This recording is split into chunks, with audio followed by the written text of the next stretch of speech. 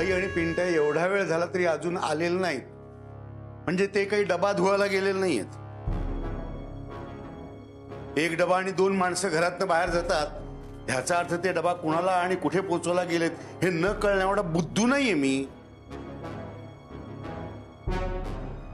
हल्ली काही सांगितलं कोणी ऐकतच नाही आणि माझ्या इच्छेविरुद्ध वागण्याचा सगळ्यांना छंदच जडलेला आहे आणि मलाही त्याच्या सवय झाली.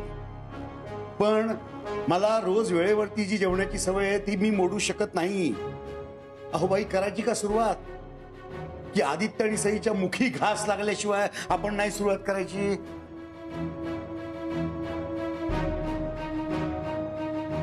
अहो बाई, तुम्हाला विचारतोय मी. वो जी आप इतनी भारी भरकम मराठी बोलते ना, तो आधी मेरे सर के ऊपर से चली जाती है, तो मैं पूरी बात समझ नहीं पाती. पण माझ्या भावना तरी कळतात की नाही? अहो, इकडे भुकेने कासावीस झालोय मी. अरे दादा, तू कशाला तिच्यावर वैतागतोस? आता सई आदित्यने तिच्या हातचं खाल्ल्याशिवाय ती जेवणार नाही. आता ती जेवणार नाही म्हटल्यानंतर मी जेवणार नाही. पण तू जेवू शकतोस ना. माझ्या समोर दोघे जण उपाशी असताना मी एकट्याने जेवायचं ते काय मला पटत नाही. तो आप भी रुक जाइए ना थोड़ी देर, वो दोनों बस आते ही होंगे. हरकत नाही. जर का पुढच्या 2 मिनिटात ते आले नाहीत ना, तर मात्र मी जेवायचं थांबणार नाही. आ गए मेरे करण अर्जुन. बोलले अरे भेटले सई आणि आदित्य? छोले भटूरे खाए उन्होंने, कैसे लगे? पसंद आए उनको? नाही, माहित नाही. माहित नाही म्हणजे? सई आदित्य आम्हाला नाही भेटले. म्हणजे आम्ही डबा पोहोचवण्याचा प्रयत्न केला, पण आता तो त्यांनी खाल्ला म्हणजे मिळवलं. ये नहीं चलेगा. जब तक वो दोनों नहीं खाएंगे मैं किसी को खाने नहीं दूंगी. आता ते सांगतायत ना डबा त्यांच्यापर्यंत पोहोचला म्हणून. मग झालं तर आपण करूया की सुरुवात. मुझे प्रूफ चाहिए. अहो, आता तिकडे सई आणि आदित्य जेवलेत की नाही ह्याचा पुरावा इकडे कुठून देणार?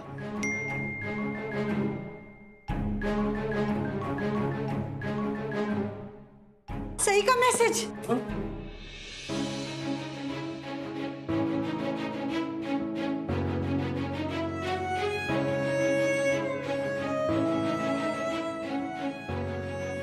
तुमची खूप आठवण येते. घरच्या जेवणाची आठवण येते. छोले भटुरेची चव उत्तम आहे आणि हा अनुभव घेतल्यावर तुलाच मिठी मारल्यासारखं वाटतंय. लव्ह यू गुल्लू.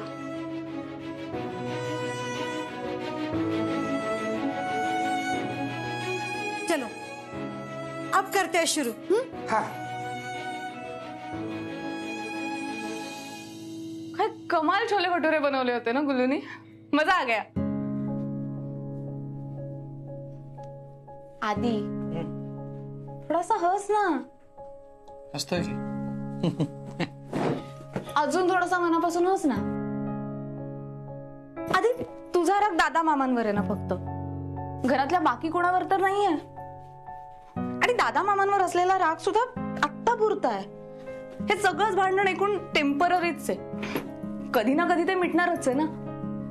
मग आता या मधल्या वेळात जर का आपल्या घरातल्या कोणी आपल्यासाठी काहीतरी प्रेमाने आनंदाने केलं तर आपण सुद्धा त्याच्यात 100% आनंद मानायला हवा, हो की नाही?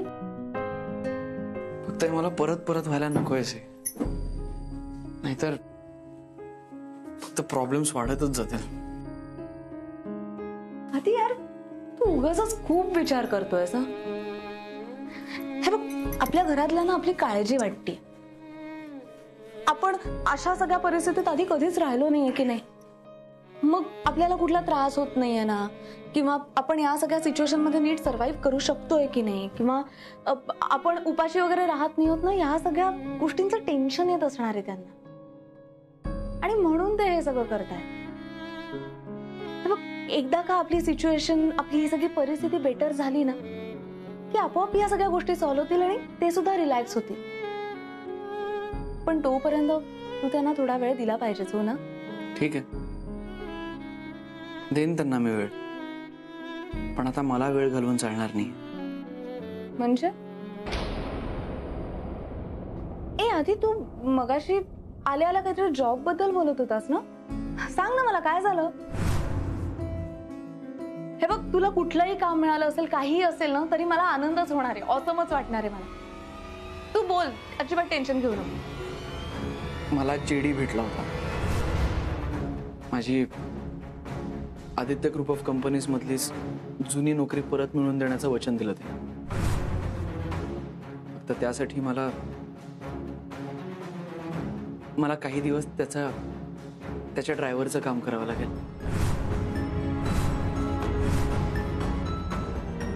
अरे काय बोलतोस तू? साहेब, मला माहिती आहे सगळं खूप धक्कादायक आहे, पण काय? पण मी त्याची ही ऑफर ऍक्सेप्ट करायचं ठरवलं. एक मिनिट, तू माझी मस्करी करतोस ना? हे सगळं खोटं आहे ना? मी मस्करी करेन का अशी? हे बघ, हे सगळं जर का खरं असेल ना तर हे सगळं चूक आहे. काय चूक आहे? त्या दिवशी तू सिंधू मामींसाठी काय काय केलंस? तेव्हा काय म्हणली होतीस? कुठलंही काम मोठं किंवा छोटं नसतं, काम हे शेवटी काम असतं. मग अरे पण मी या असल्या कामाबद्दल नव्हते बोलत. कसंही मला जर परत माझ्या पायावर उभं राहायचं असेल, पैसे कमवायचे असतील, तुला सुखात ठेवायचं असेल, घर चालवायचं असेल, तर मला इव्हेंच्युअली नोकरी करावीच लागणार आहे. अरे मग कर ना बाबा, दुसरी कुठली तरी नोकरी कर. तेवढं सोपं नाहीये ना safe. Aditya group of companies मधनं काढून टाकलंय मला, म्हणून रेकॉर्ड खराब झाली. त्यामुळे कुठेही चांगली नोकरी मिळत नाही आता मला. अशा वेळेस जर आदित्य ग्रुप ऑफ कंपनीज मधलीच जर जुनी नोकरी परत मिळाली तर आपले सगळेच प्रॉब्लेम सुटतील से. खरंच? तुला खरंच असं वाटतं? आदित्य, अरे जेडी येतो, जेडी. एक नंबरचा घाणेरडा, खोटारडा आणि वाईट माणूस येतो. ज्याच्यामुळे तुझी नोकरी केली तोच तुला आता नोकरी परत मिळवून देणार आहे का? काय बोलतोयस यार तू? तुला दिलेलं वचन खरंच पाळणार आहे का तो? काय बोलतोयस तू? हे माहिती आहे मला हे सगळं, पण आता समोर दुसरा कुठलाच ऑप्शन नाहीये. ऑप्शन आहे आदित्य. हे बघ, तू 1-2 दिवस थांब. मी पण आजच काम सुरू केलंय ना. हवं तर आपण दोघं मिळून हेच काम करूया. पण तू आत्ता जरा शांत घे. उगाच घाईघाईत कुठला तरी डिसिजन घेऊ नकोस वेड्यासारखा. तेवढा वेळ नाहीये माझ्याकडे आता. जेडीनी उद्यापर्यंतचीच मुदत दिली. उद्या त्याला काय ते उत्तर दिलं नाही तर आदित्य ग्रुप ऑफ कंपनीचे दरवाजे माझ्यासाठी कायमचे बंद होतील. ठीक आहे, मग मी सुद्धा उद्यापासून जोर लावून काम करेन. मी इतकी मेहनत करेन ना की त्या सिंधू मामींचे सगळे भाड्याचे पैसे एकदाचे काय ते चुकते करून टाकेन. आणि तुला हे करायला लागणार नाही. फुलं विकून एवढे पैसे नाही कमवता येणार एका दिवसात. इम्पॉसिबल आहे. इम्पॉसिबल गोष्टी पॉसिबल करणं आवडतं मला. मी उद्या मान मोडेपर्यंत काम करेन, पण तुझी मान खाली जाऊ देणार नाही मी.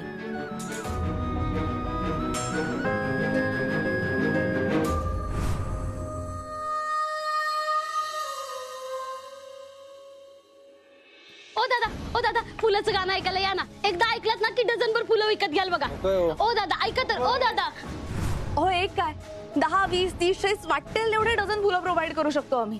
तुम्ही दुकानाच्या साईजवर जाऊ नका, घ्या ना फुलं प्लीज घ्या. दादा, किती साईजचं तोरण देऊ? 12 फूट देऊ का? अहो, आज नाही एकादशी आहे, चांगलं दिसे बघा. दारांना, घरांना, गेटला समजाना लावून टाका. हा, देऊ का तुम्हाला तोरण? ओ दादा ऐका तर. दादा ऐका तर. ओ दादा, काही अहो गेट नाही, अख्खं घर आम्ही फुलांनी डेकोरेट करू शकतो. नाही ऐका ना, फुलांनी भरून टाकू घर प्लीज. थोडीशी एकदा. अहो ताई ऐका नाही. घराचा प्रश्न आहे दादा. अहो, मदत म्हणून तरी एक फुल घ्या, नाही तर घर हातचं गेलंच म्हणून समजा. ओ दादा, ओ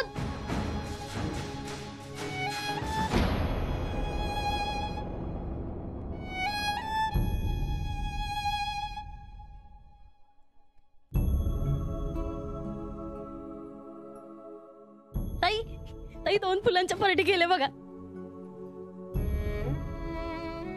ताई, अहो तुम्ही अशी हिम्मत नका हरू. आपण खूप मेहनत करू, खूप प्रयत्न करू, काहीतरी मार्ग सापडेलच ना. आणि पैसा काय हो, आज नाही तर उद्या भेटेलच आपल्याला. नाही विद्या, उद्या नाही, आज. आपल्याला पैसा आणि सक्सेस आजच मिळायला हवी. मी तसा शब्द दिलाय आदित्यला, आणि त्या शब्दावर आज तो घरी थांबलाय.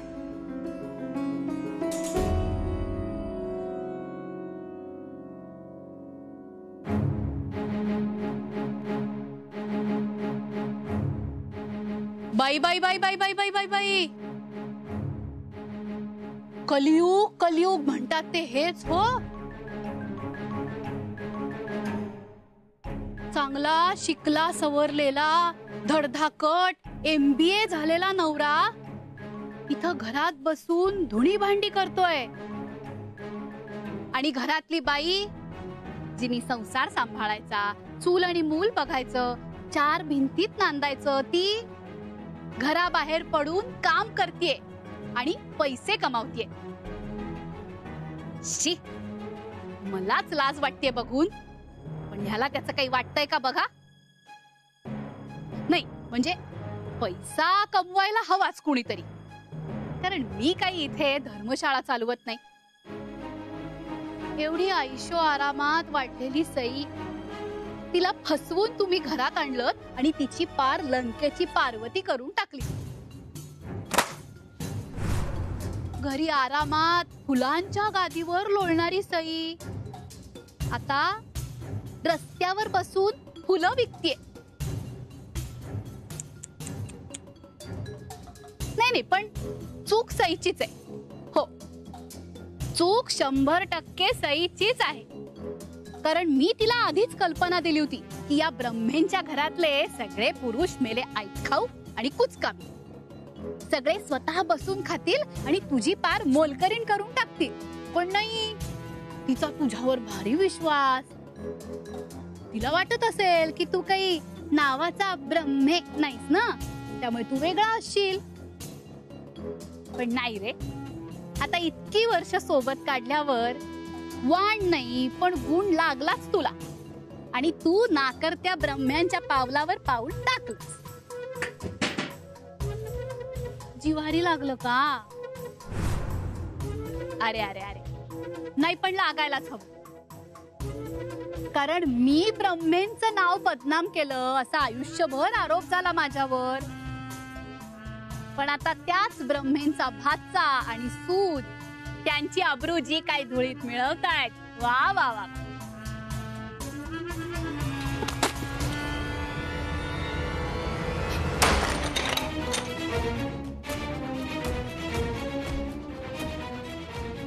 दार बंद करून सत्य लपणार नाही आदित्यराव. तुमचं सत्य आता रस्त्यावर आलंय आणि ते आता सगळ्या जगाला दिसणार आहे. रोज त्याची वाट बघणं चूक आहे, चूक आहे, चूक आहे. आपण समजे रोजच असतोय प्रेमाचे भुके. प्रेम द्या, प्रेम घ्या रोज रोज. ओके, प्रेमाला द्या आमच्याकडचे ताजे ताजे बुके. बुके 1 नंबर, किंमत फक्त 100.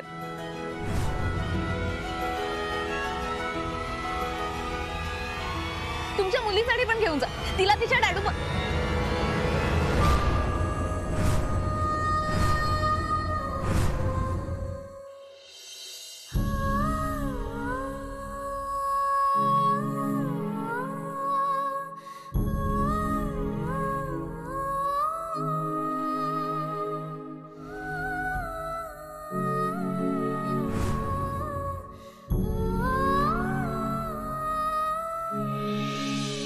भेटू. डॅडू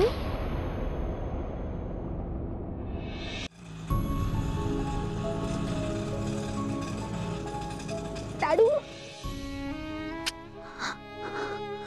डॅडू, मला विश्वासच बसत नाही की तू माझ्या समोर उभा आहेस. मला वाटलं होतं की आपण परत कधीच भेटणार नाही. मला बिलीव्हच होत नाही आपण तू खरंच माझ्या समोर उभा आहेस. अरे मला पण बिलीव्ह होत नव्हतं भेटू. तुझा डॅडू किती खराब माणूस असला ना तरी देव त्याचं ऐकतो. तुला मजा माहितीये, तुझी मम्मा प्रेग्नेंट होती ना तेव्हा मी त्याच्याकडे मुलगी मागितली आणि त्याने मला दिली. आता पण मी हा विचार करत होतो की मी जेलमधनं बाहेर आल्यावर मला पहिलं कोणाला भेटायचंय, तर माझ्या बेटूला. आणि तू खरंच माझ्या समोर उभी आहेस भेटू. I am really sorry. मी इतक्या दिवसात एकदाही तुला भेटायला आले नाही. I am sorry. परत झालं तू नाही आलीस ते, कारण तू आली असतीस ना तर तुला सहनच झालं नसतं आणि मला पण ना आतल्यात एकदम सजाय मोजचा फील आला असता. आणि पण आता काय नाही, आता माझी ना जगायची उमेद एकदम डबल झाली आहे. तू दिसलीस ना मला, बस. माझी पण. बेटू तू ठीक आहेस ना? म्हणजे सुखात आहेस ना तू? हो डॅडू, खूप चुकात आहे मी. मग तू अशी रस्त्यावर का फिरतेस? नाही म्हणजे हे बुके विके आणि ही उन्हातानात अशी फिरून फिरून फुलं का विकतेस तू? आणि तो आदित्य कुठे आहे? हा, त्याला बोललो होतो मी की माझ्या बेटूला अजिबात त्रास नाही झाला पाहिजे. आहे कुठे तो? का स्वतःची नोकरी सोडून तुला हे काम करायला लावतोय तो? अरे बेटू बोल ना, गप्प कायस तू? अरे नाही डॅडू, आदित्य कशाला मला उगाच हे सगळं करायला लावेल. आणि आमचं सगळं छान चाललंय, सुखात होत आम्ही एकदम. म्हणजे त्याचा जॉब सुद्धा मस्त चालू आहे, दिवसभर बिझी असतो तो, अजिबात वेळ नसतो. आणि सॅलरी सुद्धा एकदम सॉलिड आहे ना, त्याला मस्त आहे. मी दिवसभर घरी बसून बोर होते म्हणून मग मी रस्त्यावर उभी राहून अशी फुलं विकतेस? नाही अरे, तुला वाटतंय तसं नाहीये. मी हे काम ऍक्च्युली ना एका एनजीओ साठी करते. म्हणजे ही जी एनजीओ आहे ना ज्याच्यासाठी मी काम करतेय, ती एनजीओ या सगळ्या बायकांना हेल्प करते. म्हणजे ज्यांच्याकडे कामं नाही आहेत, कोणाच्या फॅक्टऱ्या बंद पडल्या आहेत, कोणाची घरं चालत नाही आहेत, तर त्यांना घर भाड्यासाठी पैसे वगैरे, म्हणून आम्ही हा फुलांचा बिझनेस त्यांच्यासाठी. विद्या विद्या विद्या ही विद्या आहे, ही माझ्याबरोबर काम करते फुलं विकत. हा माझा डॅडू आहे, म्हणजे माझे वडील. नमस्कार. नमस्कार. हे विद्या, माझी बेटू खरं बोलते काय? हा, आता सई ताई खोटं कशाला बोलतील ना. आता तुम्हालाच माझ्यापेक्षा जास्त चांगलं माहित असेल. तुमची पोरगी आहे म्हणल्यावर त्या कधी चुकीचं काम करतच नाहीत ना. नाही नाही, म्हणजे माझी बेटू माझ्यावर अजिबात गेलेली नाहीये. ती एकदम हुशार आहे आणि तिचा दिमाग पण एकदम तेज आहे आणि दिल तर एकदम क्रिस्टल क्लिअर आहे तिचं. पण काय आहे, शेवटी बाप आहे ना मी तिचा, काळजी तर वाटणारच ना. हा काय बेटू? हो डॅडू, पण तू काही काळजी करू नकोस, सगळ्या गोष्टी एकदम औसम चालू आहे. हो ना, मग चांगलं आहे, चांगलं आहे. खूप नेकी कमव बेटा. पैसा काय आज आहे उद्या नाहीये. बाकी तुझ्या सासरचे सगळे बरे आहेत ना? तो जग्या छळत नाही ना तुला? सुखाने नांदतेस ना त्या घरात? हो एकदम, घरचे सगळे मस्त आहेत आणि दादा मामा पण खूप खूप छान आहेत. आणि ते मला अगदी मुलीसारखं वागवतात. मला कुठे बाहेरही जाऊ देत नाहीत ते. हे मी त्यांना मस्का मारून काम करायला बाहेर आले. चला, म्हणजे मला दिलेला शब्द जग्याने पाळला तर? हो पाळला ना. सासरचं तर कळलं, पण आता माहेरचं काय? मम्मा कशी आहे तुझी? ओके ओके, कळलं मला, डोंट वरी. आत्ताच मी बाहेर आलोय, आता घरी गेल्यावर खरंच कळेल तुझी मम्मा कशी आहे ते. ए बेटू, चल ना माझ्याबरोबर घरी. झालं गेलं सगळं विसरून आपण नवीन स्टोरी सुरू करूया ना आपली. तुझ्या मम्माला पण तेच वाटत असेल, ती वाट बघत असेल तुझी. आपण दोघं एकत्र गेलो ना तर तिला सॉलिड सरप्राईज मिळेल एकदम. मी त्या घरात परत कधी येणार नाही आणि मला मम्मालाही भेटायचं नाही. अरे पण का? कारण तू जेव्हा जेलमध्ये होतास ना तेव्हा मम्माने इथे खूप तमाशे घातले. आदित्यने प्रेमाने तिला इथे घरी बोलवलं होतं, पण नाही, तिने राडे घातले. वाटेल तसं बोलली सगळ्यांना. डॅडू, ते घर आता माझं आहे. ती माणसं तितकीच माझी आहे जितके तुम्ही आहात. आणि त्यांना त्रास झालेला किंवा त्यांना वाटेल असं कोणी बोललं तर मला चालणार नाही. मी ते अजिबात खपून घेणार नाही. त्यामुळे आता मी मम्माला परत कधीही भेटणार नाही. मम्मा आणि माझा संबंध संपलाय आणि त्या घराशी माझा संबंध संपलाय. असं नको बोलूस यार बेटू. मी सरळ करतो ना मम्माला, चांगली तंबी देतो तिला. पण तू पण थोडं समजून घे ना. तू किती नाही म्हणालीस ना तरी तुझी मम्मा आहे ती, आणि ते घर सुद्धा तुझंच आहे.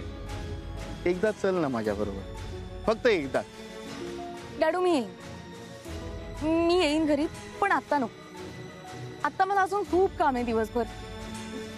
आता तू बाहेर आलायस म्हटल्यानंतर आपण निवांत आरामात भेटूया आणि बोलूया ना. तू निघ आता. विद्या, तू एक काम कर ना, तू रिक्षा आण ना. डॅडूसाठी रिक्षा आण ना. रिक्षा ते मग थांबली रिक्षा. तू निघ आता. हा, बाय बाय.